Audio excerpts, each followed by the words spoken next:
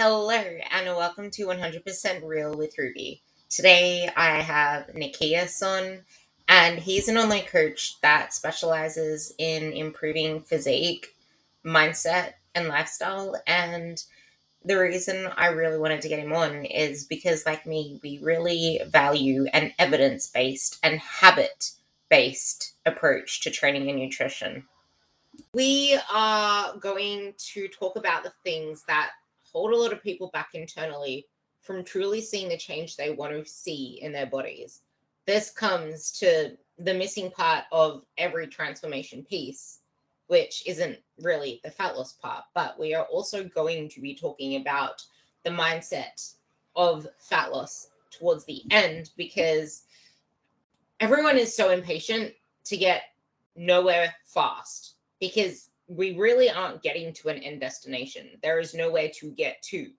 So you're racing to literally nowhere if it's something that you want to sustain forever.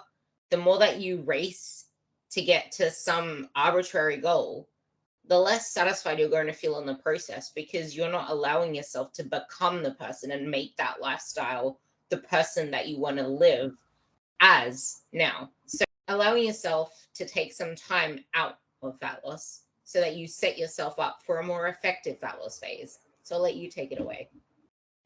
Perfect. Thank you, Ruby. And I am honored to be on your podcast today. And thank you very much, dear listeners, for tuning in and dedicating some of your time to me today.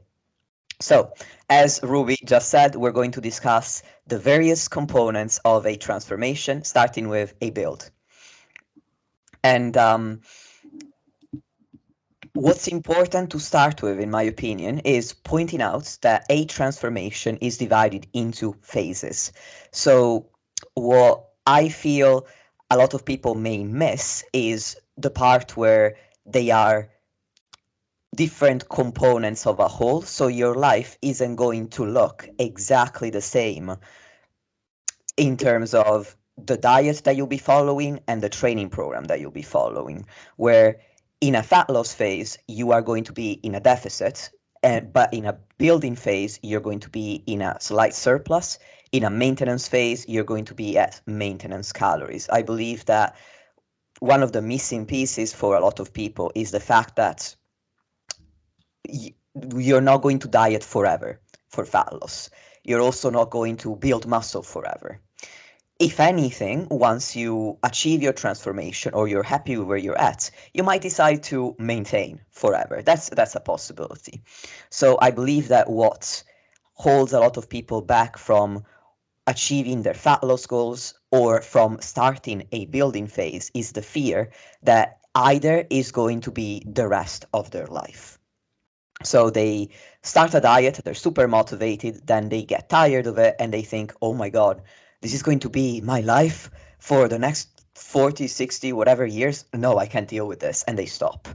But on the other side, when they commit to a building phase, they think, oh my God, am I just going to keep gaining weight and keep gaining body fat? And that's when they also decide to stop, or they don't even start this building phase.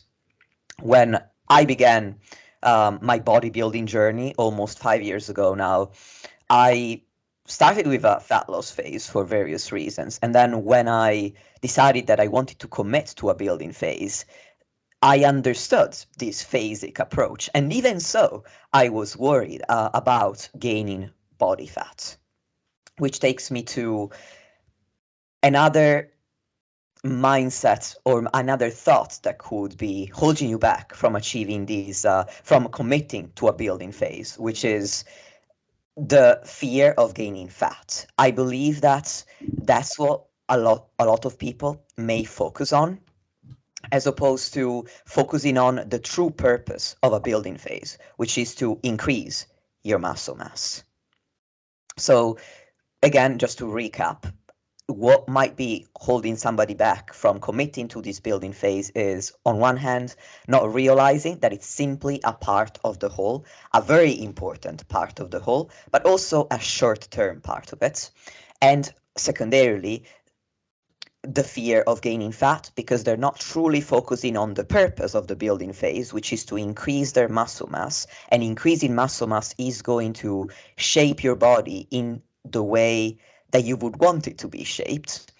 And instead, they focus too much on potentially gaining some extra body fat. Yeah, it's it's truly allowing yourself to realize that not a single phase is permanent. Where you are now isn't where you're going to be forever. The struggles that you're having now aren't the struggles you're going to have forever. The trade-offs you need to make now aren't the trade-offs you're going to need to make forever. But the thing is, if you allow yourself to go through the process, the trade-offs that you're making now won't seem as immense or as difficult to make as they will be in the future, because you'll start to appreciate how you feel when you start eating in a certain way. Like, for example, I choose, even when I'm not in a fat loss phase, to eat 90% of my food from whole foods. I still enjoy Nutella. I still go out to eat with my partner every weekend. And that is okay, because I do it for the sake that it makes me feel good. I digest well. I perform well.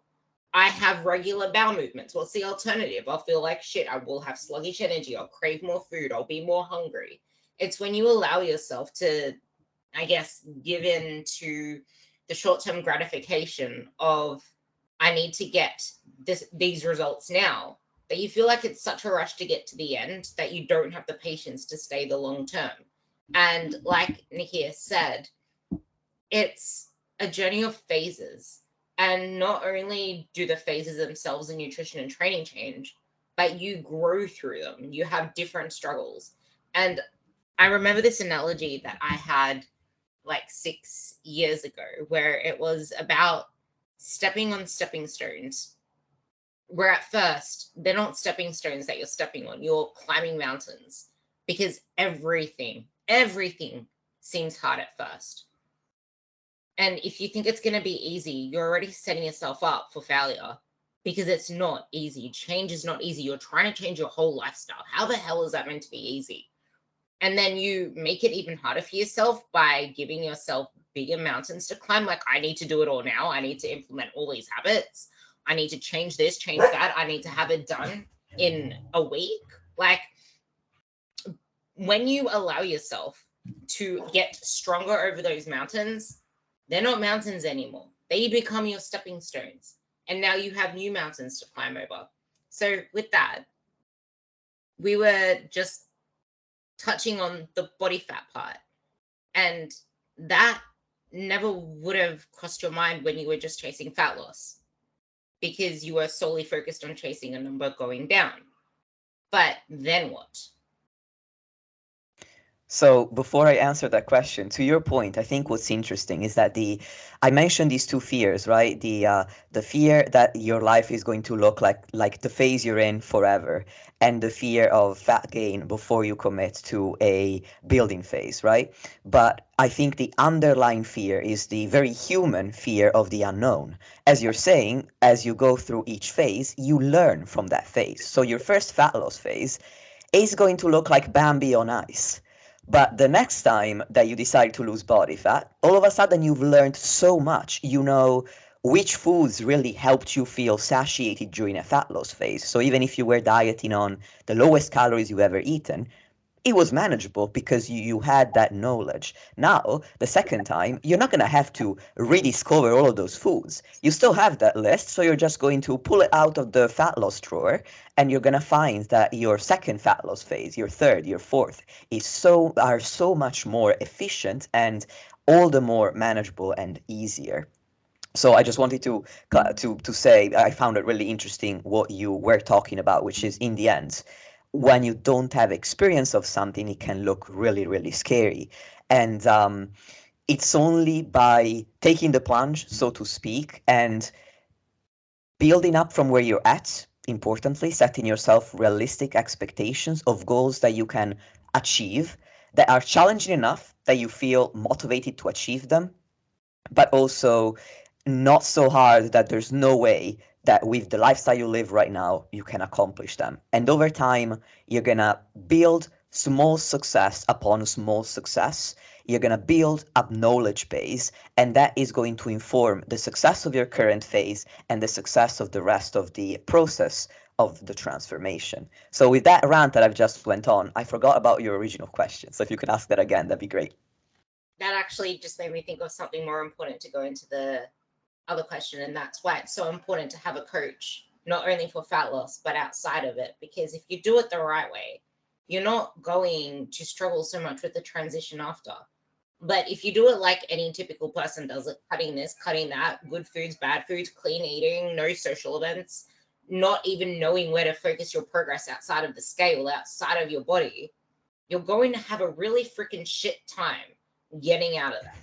Which brings me into the question: the the fear of exiting a fat loss phase, the fear of, even if you did not get the results you want in the fat loss phase, but if you've been trying to lose weight forever and ever, the idea of actually not chasing it anymore is the exact thing you need to do.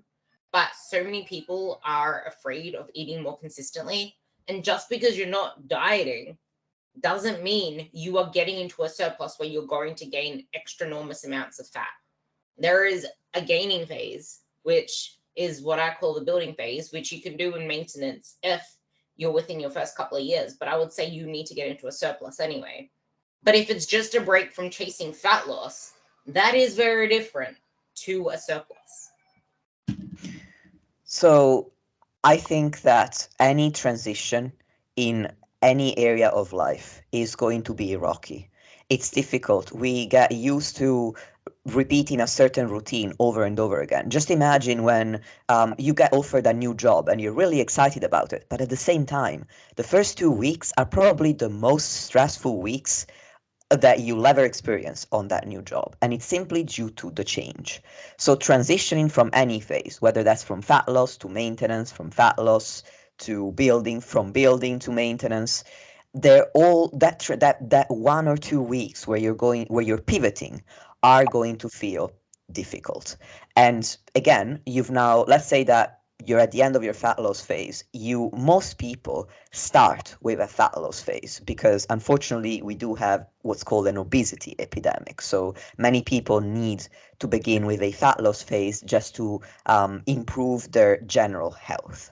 So in some cases, when you carry excess body fat, it can take months, sometimes even years, before you're completely done with a fat loss phase. Not to say that you're going to be in a deficit the entire time. The way I do it, I normally intersperse the deficit with periods at maintenance.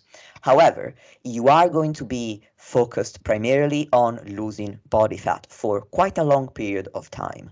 So all of a sudden, thinking, oh my God, now I'm done with fat loss. What do I do? Can feel quite overwhelming because in a way it's a shift of identity for months or years or even a number of weeks, let's say 12, 16 weeks. You've been the person who loses body fat. Now you have to change identity, and that's why this circles back to what I said at the beginning. It's so important to understand that the transformation, a real transformation, is a phasic process, because you don't want to identify yourself as the person who loses body fat. You want to identify yourself as the person who is on a long-term lifestyle transformation journey. And that includes phases. So yes, in some phases you'll be focused on losing body fat, but that's not the whole point. The point is to truly transform your physique, your mindset, and your lifestyle. So you don't want to limit yourself to the thought that all you need to do is lose body fat. And that is already going to help a little bit in making the transition less overwhelming. I In do, addition, I do want to add on to that quick identity crisis, because I loved the way that you just said that. It's people are addicted to the idea of dieting. Because everyone around you knows you as a person who's always on a diet, always struggling, maybe seeing results and then getting it back again. And that identity of also always struggling, or I always gain it back anyway. that can hold you back as well. Yes, absolutely. And in terms of are other ways to smoothen the transition. Now, there's also a component of this identity crisis, this feeling of anxiety that you may feel that comes down to the fact that you've been in a deficit for a prolonged period of time.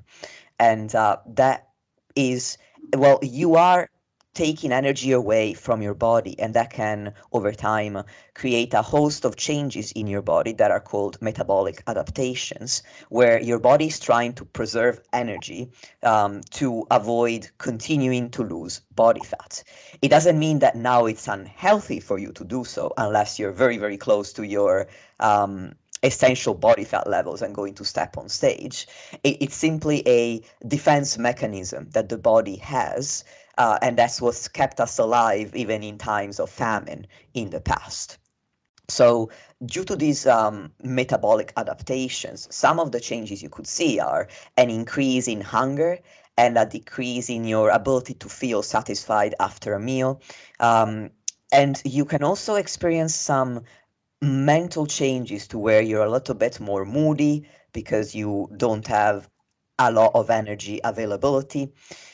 And you might also find yourself a bit more anxious and getting more and more fixated on the way that your body looks than you were before. In fact, it's quite funny. I've been through 2 photo shoot preps and 3 fat loss phases in total, and I can see that the leaner I get, the more negative thoughts I have about the way my body looks, and the more frequently I check my body. Whereas when I'm not in a deficit, that happens less and less. So, in order to smoothen the transition, my advice would be to return to maintenance calories once you're done with a diet and hold those maintenance calories because that's you're going to replenish that energy that you've not been giving your body for some time, and that is going to help overcome these feelings of anxiety, these negative body thoughts. I find that after even 2 weeks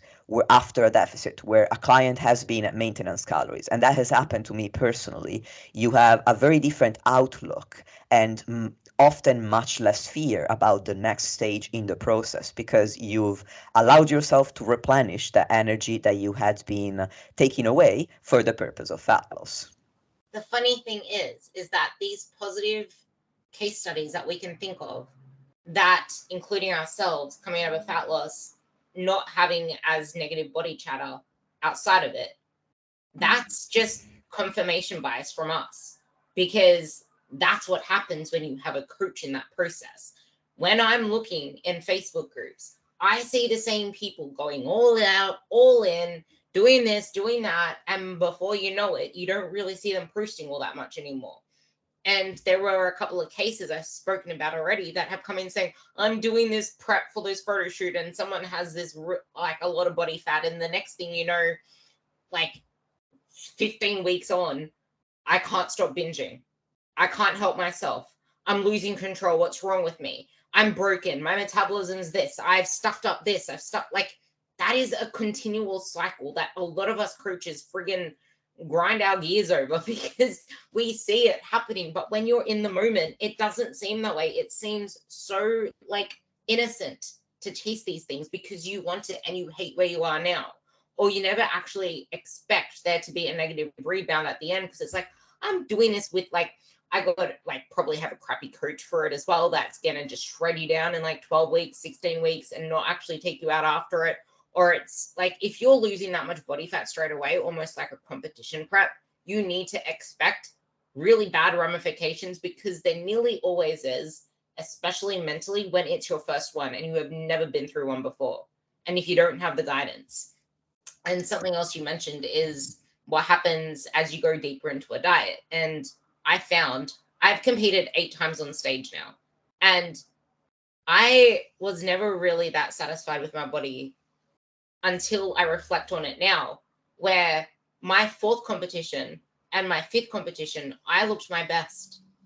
And then the 3 after that, I looked gradually worse and worse and worse because I did not give myself enough building time. I was depleted. My hormones were trashed. My metabolism was trashed because my hormones weren't functioning properly. I was like, just because I had this body that everyone said, oh, whatever, like people would have wanted that leanness knowing them. But just because someone looks good does not mean they're healthy on the inside.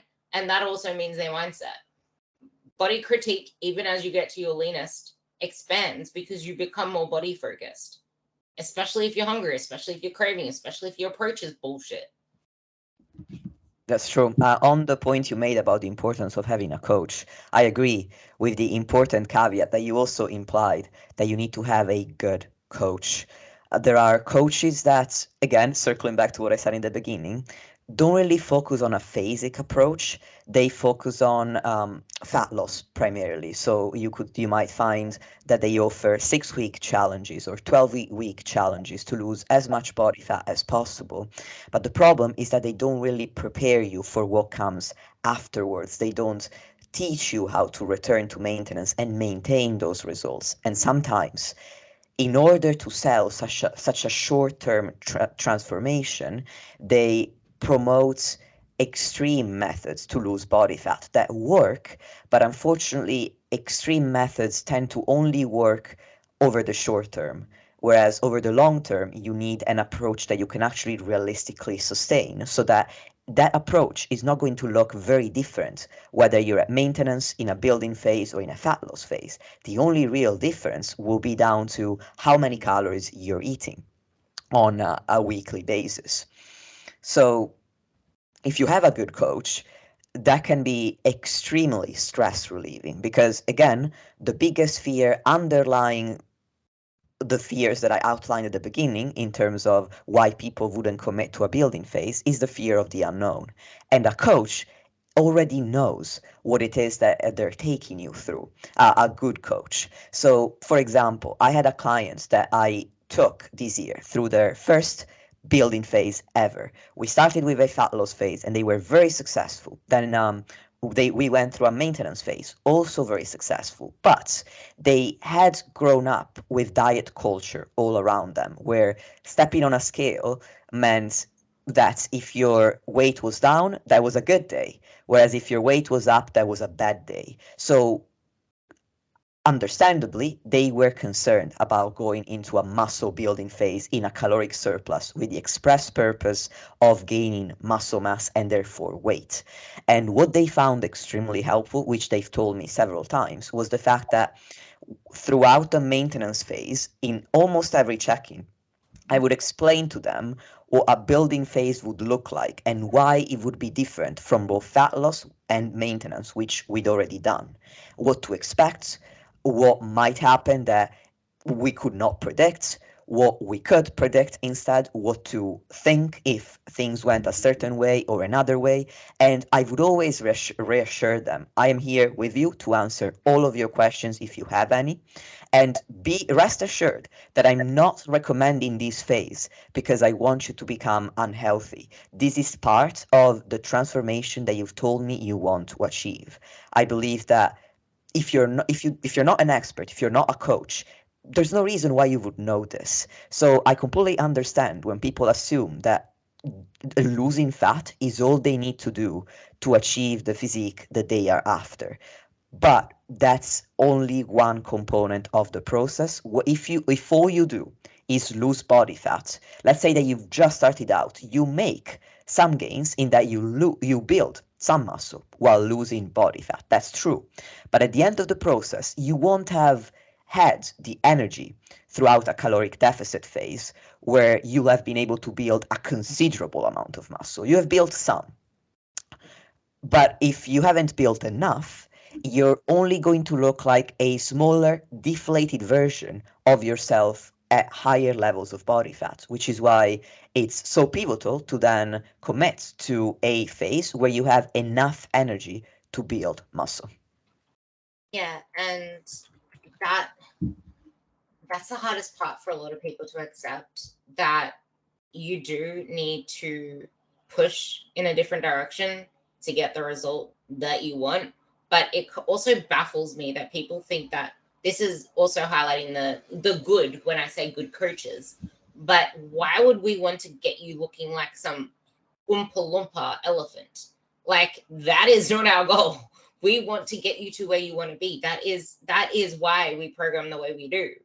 And when you mentioned that there is that reassurance, it's, if all you've been doing is chasing a lower weight on the scale and you still don't see the results that you see in the mirror, why do you think that forcing that pathway harder is going to enhance any results? It's enhancing a system that is expired.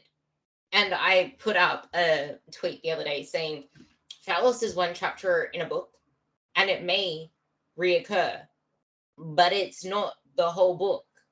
It might come up again in the future, which it most likely will, because once you gain the muscle, you're going to want to reveal the muscle that you just built, depending on if you did a leaner build or a more pushy build. But I think most of us do want to chase the leaner build. It just feels like it's a bulkier build because when you train, you get more blood and carbs and water into your muscles. You feel puffier. And when you have more food in your belly, you feel puffier. And if you're a female and you have more blood in your uterus and water that it retains, you feel more puffier. And that is okay. And you mentioned what to focus on and what to expect. So I'll let you go into that next. What to focus on and what to expect from a building phase. Transitioning into one, yes. Yes, okay. So once you decide to transition into a building phase, in terms of what to focus on, you need to accept that this is a phase where you're going to feel uncomfortable, especially as we've been saying, if you've been chasing fat loss for quite a long time. And again, it's only one part of the process, and nothing worth having comes easy. So in every endeavor in life, there's going to be a phase where you're not extremely comfortable, you're not extremely happy where you're at. But you keep going because you know that you're going to get to the end result that you want. It's like when you're going through university and you have to set exams. They are super freaking scary and nerve-wracking. And sometimes some people might even say, "Oh, I hate exams because they're so anxiety-inducing," right? But why don't people stop going to university then? It's because they know that at the end they're going to get the reward, the graduation, the opening of the next chapter of their life. And that's exactly how you want to feel about a building phase. Yes, it might feel uncomfortable at times to carry more weight than you used to, or more weight than you think that you want. However, you are putting on, I like to say, pounds for a purpose. So if you work in kilograms, it doesn't work quite as well. There's no alliteration, but you are increasing your weight for a specific purpose. So since you are in this phase where it's a little bit more uncomfortable to look in the mirror, what I would really encourage people to focus on is performance, because building isn't just about what your body looks like and, oh no, woe is me, now I've got to gain weight. You actually are going to feel quite a bit different. If in a deficit, you can feel quite hungry, you can feel like you're craving food often, and as I said, you might experience some anxiety and more stress than usual. In a building phase, you are going to find, due to the surplus that you are going to have, assuming that you are in a surplus in this phase, you're going to feel more energetic. You're going to feel like you can do so many more things. Your mood is most likely going to be in a better place than when you were in a deficit more frequently. Not to say that just with a surplus, this solves all of your life problems, but it is quite different from a deficit, at least from a mental perspective. And you are going to have a lot more energy to put into your training, which is why focusing on your performance is important, because it is so rewarding. In a deficit, unless you're very, very new to training, you are going to find it harder to make progress. You can, but oftentimes, depending on how reasonable your deficit is and how you reasonably set up your diet is, you may find that it's harder to progress, or it's maybe the only realistic expectation you could have is to hold on to your current level of strength. In a surplus, that is the time to see your progress go up. Again, it depends on your experience level, as I'm sure, dear listeners, you know, if you've been listening to Ruby's podcast for a while. uh, Training is a game of diminishing returns. The more experienced you become, the slower your gains. However, if there is a time when you can see them occur at the fastest rates that you'll ever see them based on your level of experience, it will be during a surplus.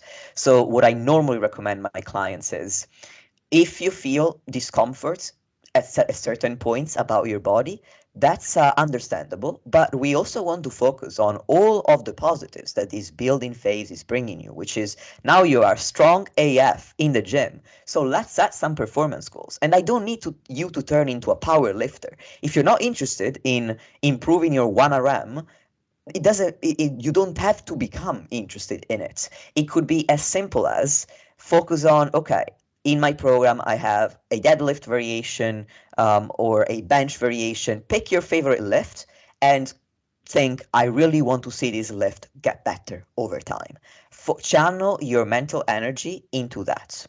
And secondarily, it's not really, it's still about performance, but in a slightly different way. You want to focus on what your body can do for you rather than just on what your body looks like. And honestly, this is a tip I would give even during a fat loss phase, again, to counteract those worsening body image thoughts that you might experience as you get leaner and leaner. But it works really well in a surplus or in a building phase, done in a caloric surplus as well, where you want to focus on how amazing it is that your body is healthy enough to enable you to train, and how amazing it is that it is healthy enough not only to let you train, but to enable you to increase your strength over time. The body is a wondrous machine, and appreciating it for what it can do is going to be much more fulfilling for you than simply focusing on what it looks like. Because ultimately, if you only focus on your appearance, you're holding yourself back from what you could achieve, because achievement isn't based on appearance. Achievement is based on ability.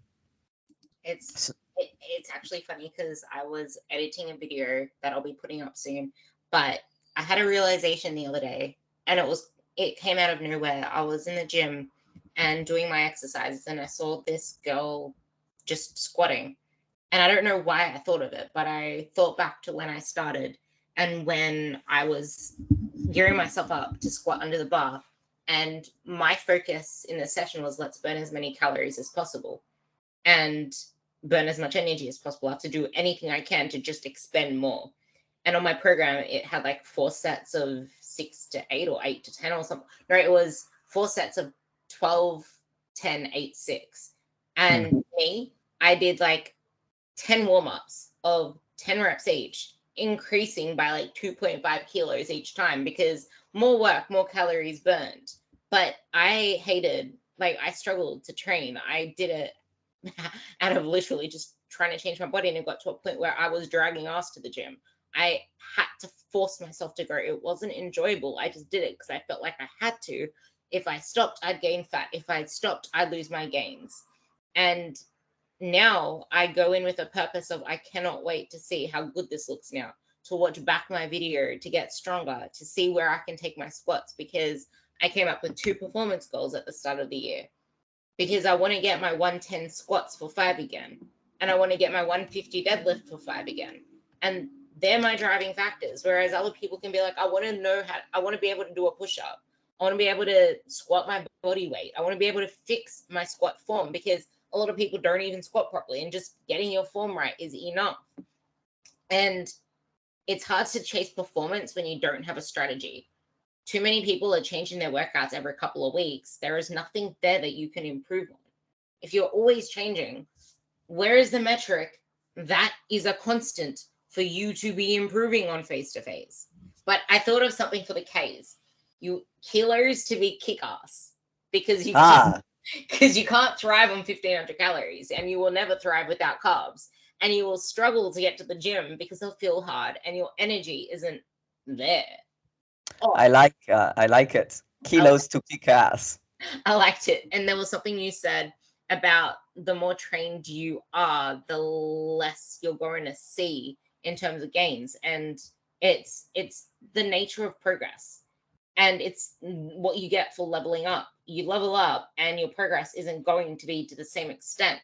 But you see people in Facebook groups and everywhere saying, I train really hard, I can't see the gains I want to see, I can't see the muscle I want to see, I'm still struggling to train my glutes. And these same people are overtraining and haven't actually allowed themselves long enough, eating long enough to build the muscle that they want to build. Thank you for sharing your story, Ruby. Now, last but not least, I've already said this, but in terms of what to focus on, you really need to focus on the true purpose of a building phase, which is to train in order to build muscle. Because so far we've mentioned caloric deficits, we've mentioned surpluses, we've been talking about it almost as if nutrition is the most important variable. And it is more important in a fat loss phase than it is in a building phase, because training, lifting weights, isn't included in your program when you're losing fat for the purpose of burning calories. It's included for the purpose of building muscle. What truly drives fat loss is the caloric deficit that you can create. I normally recommend it to create it primarily via diet with cardio or steps as needed. But so therefore, the main driving factor of the deficit and of the fat loss will be your diet, plus cardio or steps as needed, as I've just said. But in a building phase, it's not the calories that are going to help you build muscle, because you could sit on the couch all day eating a caloric surplus, and I promise you, and you already know, your listener, you wouldn't build an ounce of muscle. What truly drives, the main driver of muscle growth, is training. So what you need to focus on is not so much what you look like, not so much how much you're eating. Once you've created a surplus, you don't need to keep overtly focusing on nutrition, especially not at the expense of training, because training is the match that lights the fire of the change that you want to see in a building phase. And that wraps up the answer to the question, what to focus on. In terms of what to expect from a building phase when you're transitioning from a fat loss or a maintenance phase, is first and foremost, in a fat loss phase, you would expect that once you achieve a caloric surplus, many people, not everyone, but many people, see quick weight loss, and I say weight loss because that's important, in the first week or two in a deficit. And the reason why clarifying that the weight part is important is that this isn't only body fat. You're losing some body fat, but you're also losing quite a bit of water, because when we're eating carbohydrates, we absorb them with some water. For every gram of carbohydrate that you absorb, you're going to also absorb about 2 to 3, sorry, grams of water. So carbohydrates comprise the majority of our calories for most people, unless you're trying a higher fat approach for some reasons. So when you go into a deficit, you're trying to maintain your protein as high as you can. You need a certain amount of dietary fat for health reasons. Then normally what people tend to decrease, because again it comprises the majority of our calories in many cases, is carbohydrates. When you cut your carbs, you're going to see those water losses. Now, conversely, in a building phase, once you attain a true caloric surplus, you might find that now you see a quick jump in weight in the first week or two. And that is in part, again, extra water weight from the extra influx of carbs, because again, you need a minimum amount of dietary fat for health, but beyond that minimum, you don't necessarily get a lot of benefits from increasing fats massively in a surplus. You also need protein to maintain muscle, but when you have plenty of calories coming in, it needn't be difficult to achieve that. Oh, I say needn't. Wow, that sounded so fancy. Anyway, you don't need to keep increasing your protein beyond a certain threshold. And yeah, I'm very fancy sometimes, and then occasionally I just throw out the occasional fuck, and people remember, oh yeah, that's not that fancy after all. Anyway, so for that reason, if you don't need to increase your fats, you don't need to increase your protein unless your protein is under target at the moment, then, and in addition to that, the main fuel for resistance training is carbohydrate, then naturally, when you go into a surplus, you're going to increase your carbohydrate above what you did in a deficit or at maintenance. So that's how you would expect to see some increase in water weight.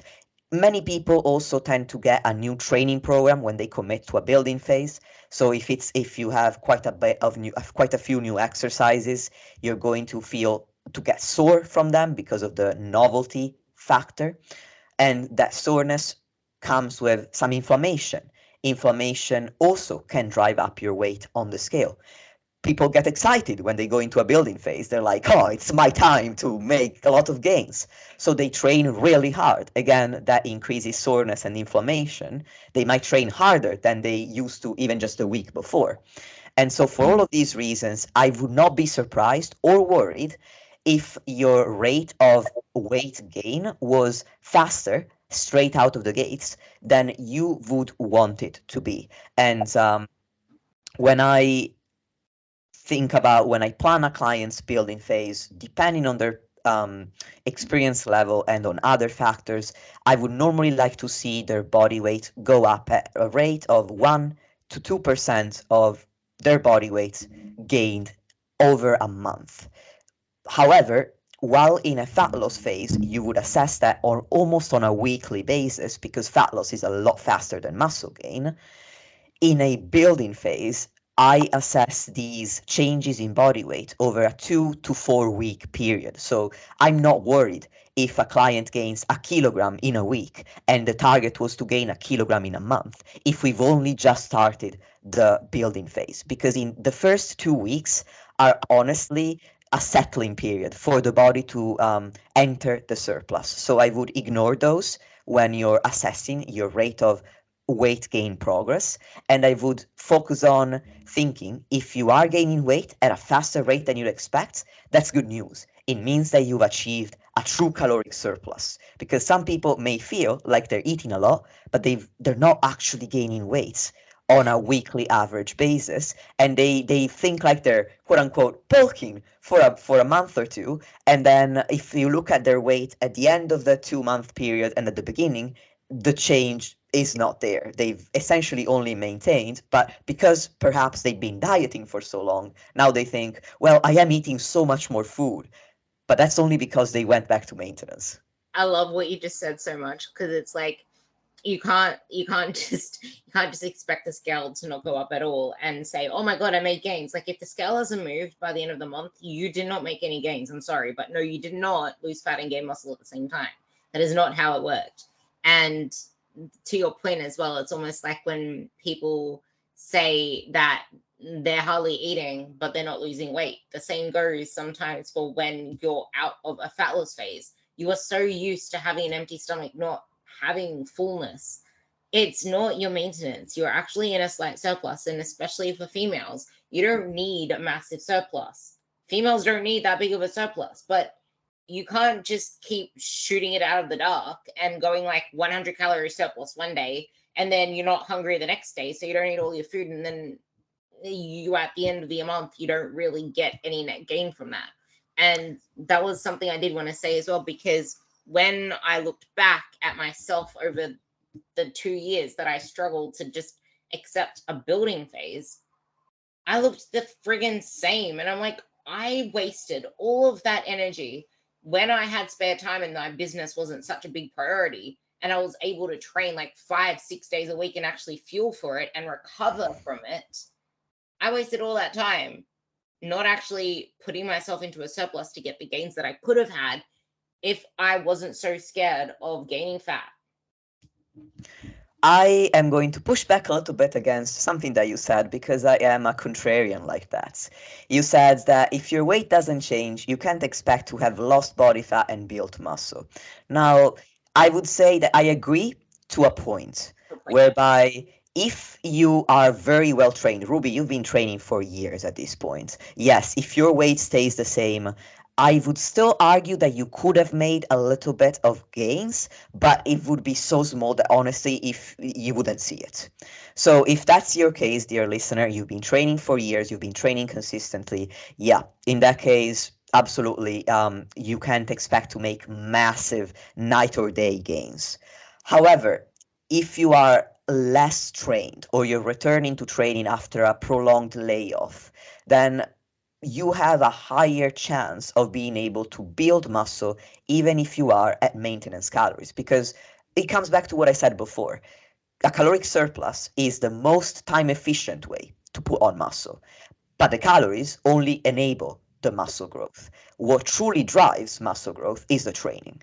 So if you are training consistently, even if your weight on the scale doesn't change, there is no reason to believe that you're not building muscle at all. It's a matter of, do you want it to happen over a 20-year span? Or do you want to gain a pound of muscle in 20 years? Or do you want to gain it in maybe more like 6 months to a year? That's the difference that we're talking about. It's not a difference of, well, you either build muscle or you don't, depending on being on a surplus or not. No, you don't build muscle only if you don't train. It's a matter of how quickly do you want that progress to occur. I, And if you want it to happen more quickly, then a surplus is the most time efficient way to achieve that. yeah, and that was actually a really important thing for you to push back on, because I say it all the time. Most people, most people, even if you've been training for years and years and years and years and years, if you're not like a coach or a trainer or know how to train effectively, you can still do both at the same time to start off with. And you can still see your body composition change in maintenance without needing a surplus, which is why I put most of my girls in maintenance, because they come to me without having had a structured training program. They don't need that big of a surplus. And that's exactly why I said you don't need that big of a surplus. You need to push the upper end of your maintenance so that you can give yourself the fuel. And it's not like, if it is within your maintenance, you're not going to be gaining excess body fat. That is when you can do the body recomp. It's realizing that a proper training program is the difference between you struggling to see any changes and wondering why you can't see the glute gains or shoulders or definition that you want, to wondering, why did I never do this before? This is awesome. And I'm going to push back against something else that you said now, because again, contrarian here. I grew up with two brothers, so I've learned to argue. And you said that you don't need that big of a surplus if you are female. I would argue that nobody needs that large of a surplus. You might hear some guys, for example, cisgender men, talk about being in 1,000 calorie surplus or else they can't bulk. I think that once again the focus is too much on calories when that's not what the best way to measure your progress. It's not about eating as much food as you can possibly stomach. If you want to measure progress in a building phase, you're going to have to focus on your rate of weight gain. So I if somebody asked me how many calories should I eat in order to build muscle, I wouldn't be able to tell them eat 500 calories above maintenance or 300 above maintenance. I would tell them you need to eat the amount of calories that you need in order to see your scale weight go up over time at a rate of about 1 to 2% of gain on top of your body weight every month. So that's the only point I wanted to make. I think that it's not only that not every most people don't need a large surplus, they also don't need to focus on how large the surplus needs to be. The surplus needs to be as big as it needs for your scale weight to move in the direction that is aligned with the goal of building muscle, which is up. It's actually funny because now you made me think. On podcasts, we speak a lot of generalities because we don't know who the hell we're talking to and who the hell's listening. And it's different when we're actually coaching clients, because we put them through their fat loss phase. We put them through their maintenance phase. We know where to direct them with calories, and it's got nothing to do with the surplus. It's just about eating more food and pushing their training. And we get feedback along the way. It's not like, hey, here's your calorie increase or calories above maintenance to eat consistently, go do that and go train. It's like, no, we're actually monitoring the whole process. And I feel like where a lot of people get undone, which is something I see, and I know that I can relate to it if I was in those shoes, is I would always be pulling out the seed without letting it blossom, if I didn't know that I was on the right path, it's like, why would I want to put all this effort into eating more food, probably getting fat and never being able to lose it again, probably wasting all my time, all my energy, blah, blah, blah, and not seeing the results I want to see? Why would I do that if I'm not going in the right direction? And that's where a coach really does come in, because especially when you have your menstrual cycle emotions, PMS, or when you have a wedding date or a vacation and you put on a bikini or whatever, and then you have a trigger point reaction, oh my God, I need a diet. And you haven't even had a freaking breath away from a diet. That's when you keep pulling out the seed before you even let it blossom, and then wonder why you can't see any flowers. And then Yeah. when you have such a bad garden, like, you're the one that keeps pulling out the seed. You're speaking to the importance of individualization, which is what I'm implying when I say you need to focus on achieving the rate of weight gain that signifies progress for you. And that is the principle that needs to underline any productive transformation process. You can't rely on what anybody might recommend online in when they're speaking in absolute terms. So if they're saying you should eat X amount of calories or you should train this way, it might work, it might well work because most methods work for at least one person. Otherwise, people wouldn't waste their time promoting them, but it might not be the most effective method for you. In any case, just to complete my answer on what to expect during a building phase, after the first 2 to 4 weeks where your body's settling into the surplus and you might see a faster rate of gain, at that point, your body would ideally settle into this rate of gain of 1 to 2% per month that you would want to assess every 2 to 4 weeks. If you have a menstrual cycle, every 4 weeks, depending on how regular your cycle is likely going to be best. When I have a client with a menstrual cycle, I compare apples to apples, meaning I compare their weight during PMS to their weight during PMS the previous month and the following month. If there's a change in the right direction between those three data points, we're making progress. Because if you have hormonal shifts in water weight, you're going to see, generally in many cases, you might see an increase during PMS and in the first days of your periods, and then your weight just drops down. You've not suddenly gained 5 pounds and lost 5 pounds over a span of 2 weeks. It's mostly water weight due to your hormones. So for that reason, I encourage you to look at this over a longer term period if you have a menstrual cycle. So you look at your rate of weight gain every month. If you don't have a menstrual cycle, then you might want to look at that rate of weight gain every 2 to 4 weeks instead. And if you're going too fast, then you might want to reduce the surplus. If you're not gaining weight at the right amount, at the right rate for you individually, and again, 1 to 2% is quite a large range. In some cases, I go below that for various reasons, usually related to how experienced the client is. So you'll need to hopefully have a coach or have the experience and knowledge yourself to set the right rate for yourself and individualize that. So you make any changes to your calories depending on whether you're making progress or not. And then the vast majority of your focus, assuming that your diet quality, which is very important. In fitness, we focus far too much on macros and calories without focusing on diet quality, which is paramount because 2000 calories of Twinkies are not 2000 calories of whole foods. And we are not what we eat. We are what we can digest and absorb.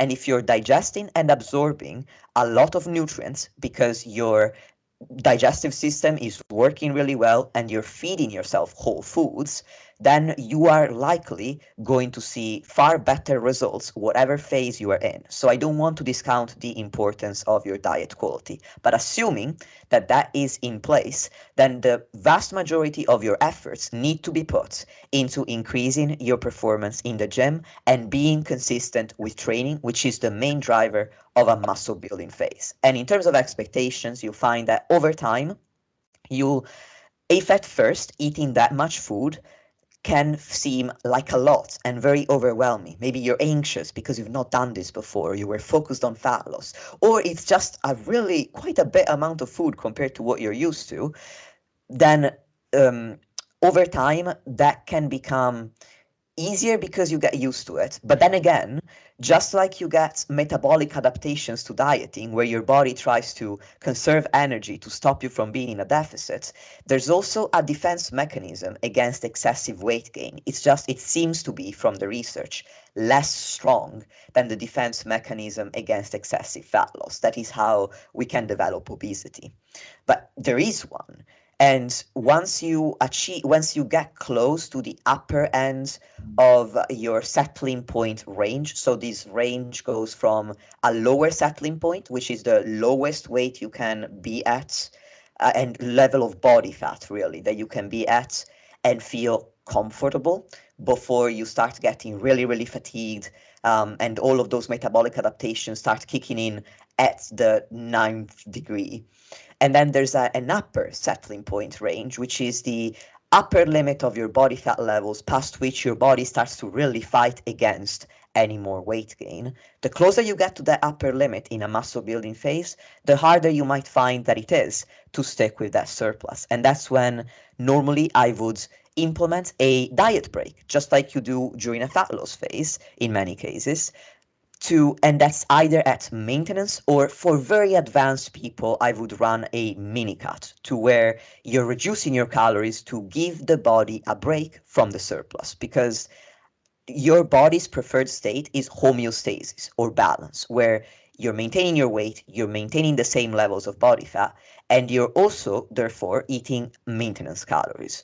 Once you're pushing the body into a surplus or into a deficit, either represents a stressor for the body. And just like you give the body a break from a deficit after a prolonged period of time, you might find that in order to continue building muscle and continue being able to stick to the surplus, you need to give yourself a break every now and then during a building phase as well, with the purpose of returning into the surplus afterwards. So this would be the answer to the expectations question.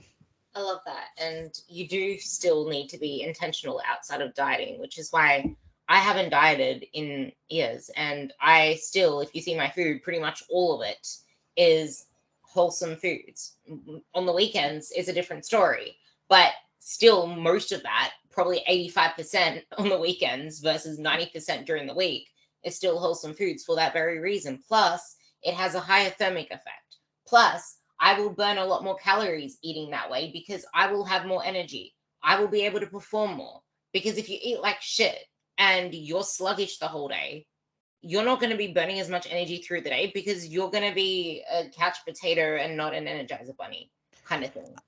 I would only say that I wouldn't focus on the calorie burning effect of eating whole foods, because the purpose of eating a healthful diet is to have the energy levels, the mental focus to thrive and to pursue whatever goal might be at hand, whether that's building muscle, losing fat, or maintaining and trying to build muscle despite being at maintenance calories. That is the purpose of eating in a certain way. It's not really to burn more or fewer calories, at least from my perspective. I like that because that's also a mindset shift away from the calorie burn towards something that actually enhances you as a person. And that's how you should see most things. Because if everything's just focused around numbers, that's not qualitative, that's quantitative. And qualitative is where you live. And sometimes a coach's job is also to stop you doing dumb crap instead of just telling you to do something. It's stopping you from changing your macros every knee jerk reaction you get because you feel a little bit fluffy or whatever else. And also, I want to say on the body fat set point range, you have to realize that it is easier to stay within that and have your body do its thing within that the longer you've been doing this lifestyle for. Because if you're still attuned to the negative habits, the negative lifestyle, the food cues, if your partner isn't supportive, you're going to find it harder to stay under that upper threshold because you're going to force it that way. Because, hey, have you heard of the dessert stomach? That is true. And I believe that an important mindset shift that underpins a truly successful transformation comes back to what I said in the beginning, understanding that it's a phasic approach. And what I mean by that in the context of calories is to detach yourself from the belief that eating as few calories as possible is quote unquote good, and that eating a lot of calories, and what people mean by a lot is very relative too, so it really makes no sense to feel that way. But to detach yourself from the idea that eating a lot of calories is quote unquote bad. Eating a certain amount of calories is neither good nor bad in absolute terms. It's all relative to your goal. If your current goal is to build muscle, burning a lot of calories and eating as little as you possibly can is completely counterproductive. So in that case, it's bad to try to do a lot of cardio, do a lot of steps, sap your energy to create an energy deficit, because it's simply not the goal. It's not part of that phase. But when you're pursuing fat loss, then burning more calories creates a larger deficit. It helps you along towards that goal. So in that case, we could call it quote unquote good. So what's important is to understand that, again, each tool isn't good or bad per se. It's appropriate to the goal or not appropriate to the goal. And if you can make that mindset shift and start appreciating every tool depending on the goal that you're pursuing, you're going to get very far in your physique development journey. Because you summarized that really well, I really want to just highlight one of the posts you put up on your page, which I loved, because it's something that all of us good coaches reiterate, and that's it's not about discipline or wanting it bad enough or willpower.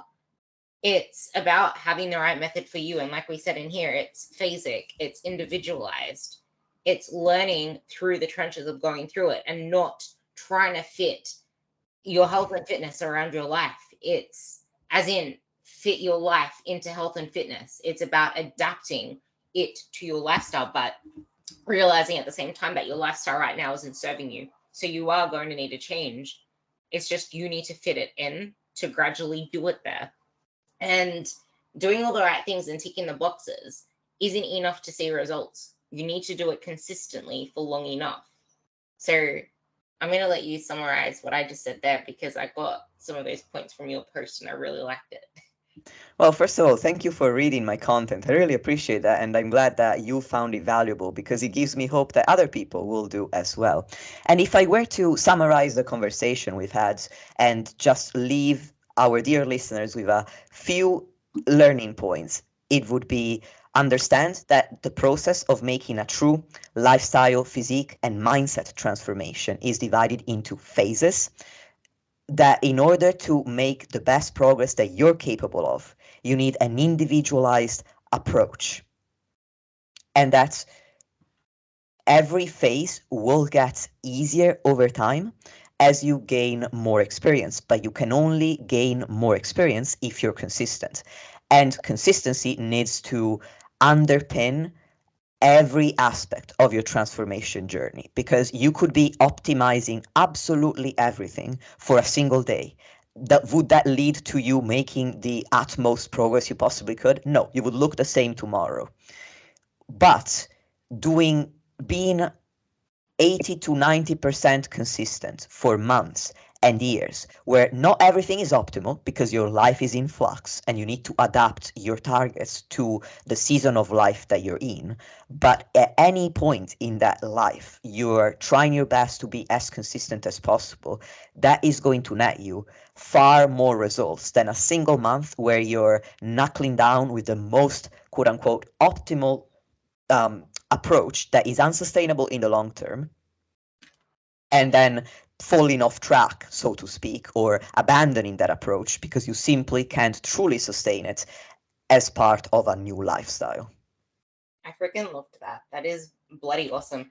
Can you guys please stop this and rewind it back like 5 minutes and actually write that down? Because having that on a vision board, on a wall, actually having it written down for you to look at is probably the best reminder that you could ever have in your journey. Because without that, you're left with impatience and, like he said, falling off track. So I hope you gained more than 10 nuggets of wisdom from this, because there were quite a few. And if you found this of any benefit, please let me know and let Nikias know as well. And I will have his Instagram handle down below and you can go find him as well. But honestly, write it down, read it over, and remind yourself you're human, you're not a robot. Things aren't meant to be perfect, and they never will be, because that in itself is subjective. Well, Ruby, I just wanted to say thank you so much for giving me the opportunity to speak on your platform. I truly appreciate it and I really enjoyed the conversation. And dear listeners, if you want to reach out to me, please do go to my Instagram. I am very chatty, as you might have caught on by now due to the length of this podcast. But also, you can reach out to me via email at fit2transform@gmail.com or on my website, which is fit2transformtraining.com. And I'll be very happy to answer any questions that you might have or to answer any feedback. And I just want to leave you with a big thank you for lending me some of your time, because we're all very busy. And the fact that you're here now really shows to me that you're committed to this transformation process. And I could not be any more honored to play even a little part in it. Thank you for coming on, and it was such an amazing chat. Thanks, guys.